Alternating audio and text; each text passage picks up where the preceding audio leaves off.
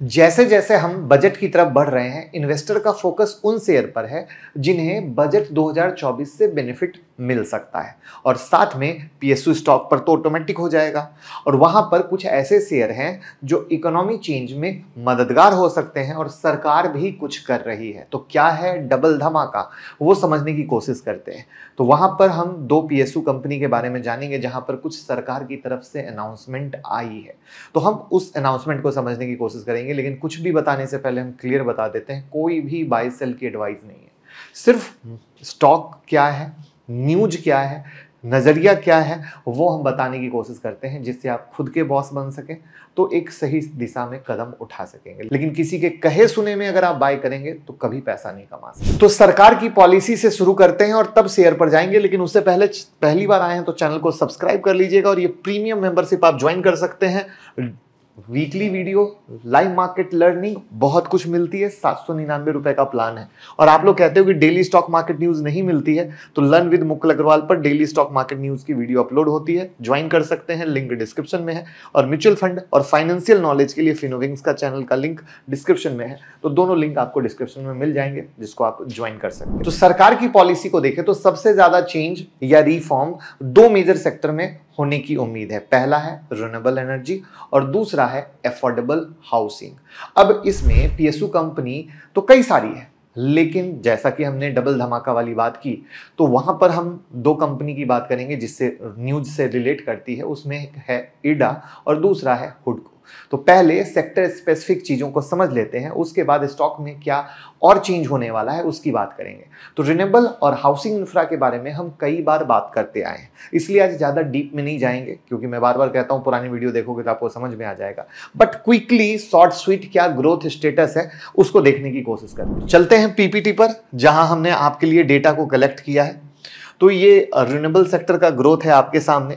2018 से सीधी सी भाषा में 2029 तक हम ले आए। Blue colour bio energy, black colour hydro power, grey colour solar energy और येलो विंड एनर्जी का है, जहां पर सिंपल भाषा में आपको ग्रोथ दिख रहा है। ठीक है, तो ये एकदम स्पष्टता से बता रहा है कि आपको ग्रोथ होता जाएगा धीरे धीरे। इसके बाद दूसरा सेक्टर अगर हाउसिंग है, तो हाउसिंग सेल जो ग्रो हुआ है 63% हुआ है लास्ट क्वार्टर में। ये आने वाले टाइम में और बढ़ेगा with rural and urban affordable housing. अगर अफोर्डेबल प्राइस किया जाए तो चीजों की डिमांड डेफिनेटली निकल के आती है। और सरकार की जो नेशनल इंफ्रा पाइपलाइन, जिसको एनआईपी कहते हैं, जहां 15,000 किलोमीटर से ज्यादा के रोड नेटवर्क हर साल, और हाउसिंग इंफ्रा को बूस्ट करने के लिए जो पीएम आवास योजना है, ये आप सबको पता है, जिससे अगेन इन चीजों को बूस्ट मिलेगा। अब कोविड के बाद एक ट्रेंड चेंज देखने को मिला है। लोग किराए के घर से निकलकर खुद का घर प्रीफर कर रहे हैं और उसमें जा रहे हैं, और उससे क्या हो रहा है, रीडेवलपमेंट के चांस भी बहुत ज्यादा बढ़ रहे हैं। तो ये दो शॉर्ट स्वीट इसलिए रखा है क्योंकि ऑलरेडी पहले रिन्यूएबल किस तरीके से बढ़ेगा उस पर बहुत डिटेल में बात की थी, हाउसिंग की क्या कहानी है उसके बारे में डिटेल में बात की थी। तो आप बोर ना हो जाओ, तो इसको स्वीट में खत्म किया। तो यहां पर सेक्टर को मैंने आपसे रूबरू करा दिया और हमने दोनों ही सेक्टर में चीजों को समझा। तो रिन्यूएबल में इडा का क्या रोल है हमें पता है, और सेम हुडको का जो है हाउसिंग इंफ्रा में मेजर रोल है। और शायद सरकार ने इन्हीं कंपनी के लिए कुछ ऐसा ऐलान किया है जो सेक्टर के साथ साथ स्टॉक के लिए भी डबल धमाके की तरह होगा। सरकार इडा और हुडको को section 54 EC of income tax में इंक्लूड करने का प्लान कर रही है। अब ये सेक्शन 54 ईसी है क्या, और इससे हुडको और इडा को क्या फायदा होगा, यही तो समझना है, राइट। तो आपके पास पहले कौन सा शेयर है, हुडको या इडा, कमेंट में बताइए। और वीडियो को लाइक किया कीजिएगा, बहुत मेहनत करते हैं कंटेंट के लिए, कम से कम 5,000 लाइक तो दोस्त बनता है। तो दरअसल कुछ ऐसी कंपनियां होती हैं जो बॉन्ड को इशू करती हैं, और उसका रीजन है लो कॉस्ट ऑफ बोरोइंग। मतलब इसको ऐसे समझें कि अगर बैंक से लोन लेंगे तो 10% या उससे ज्यादा का इंटरेस्ट देना होगा, जो भी कॉर्पोरेट लोन, बराबर। लेकिन अगर वहीं सेम कंपनी बॉन्ड इशू करके मार्केट में ले आती है तो उसको इन्वेस्टर को सिर्फ 6 से 7% का मैक्सिमम देना पड़ता है, और वो भी मैं बता रहा हूं वही पे करना होता है। तो अब बताएं कंपनी क्या करेगी, आप बताएं कमेंट में। इसको एक डेटा से समझ लेते हैं, कुछ टॉप के बॉन्ड और बैंक के रेट। अब यहां पर आप देख लीजिए, बैंक से अगर आप लोन ले रहे हैं तो इंटरेस्ट की क्या कहानी है। सीधा 10-12% से तो ऊपर की ही कहानी है जो मैंने सर्कल किया है। कोटक महिंद्रा का 16% की कहानी है। लेकिन जैसे ही आप बॉन्ड पे जाते हैं, चाहे आप किसी का भी बॉन्ड देख लें, तो 7.5% से ऊपर की कहानी नहीं है, तो लोग बॉन्ड के थ्रू जाएंगे। अब सरकार की क्या मंशा है और क्या एक सेक्शन है जिससे सबको फायदा हो सकता है, हम उसके बारे में समझते हैं। एक सेक्शन है 54EC। जो कंपनी 54EC में नहीं होती है, जो नहीं होती है, उसका बॉन्ड अगर कोई इन्वेस्टर लेता है, ठीक है, तो उसको LTCG देना पड़ता है, यानी long term capital gain tax देना पड़ता है, जो कि 20% है। तो उस कंडीशन में क्या होगा, लोग कहेगा अरे भैया कौन लेगा। जो कंपनी 54EC में हो, सरकार ने जिसको डाल रखा हो, हम उसका बॉन्ड खरीदेंगे। तो वहां पर सरकार ने क्या किया, REC और PFC को उसके अंदर डाल दिया।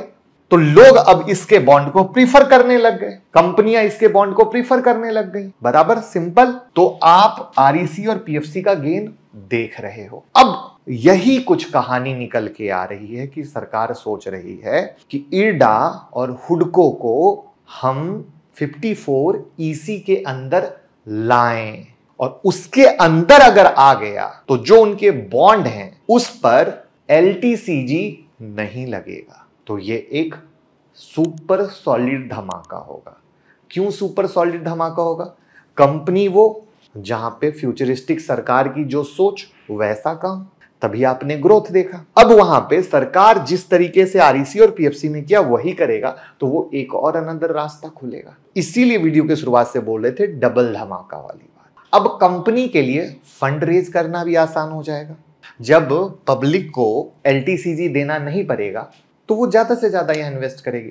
तो कंपनी के फंड भी रेज हो गए बॉन्ड के माध्यम से, उनके जो फ्यूचर के प्रोजेक्ट हैं उसके लिए भी उनको पैसा मिल गया। तो हर एंगल से एक इकोसिस्टम टाइप का फायदा है, सबका फायदा, इन्वेस्टर का फायदा, कंपनी का फायदा, सरकार का थॉट प्रोसेस कंप्लीट हो रहा है उसका फायदा। ठीक है, तो ये पूरा इस तरीके से काम करेगा। अब हम हुडको और IRDA के कुछ बॉन्ड देखते हैं।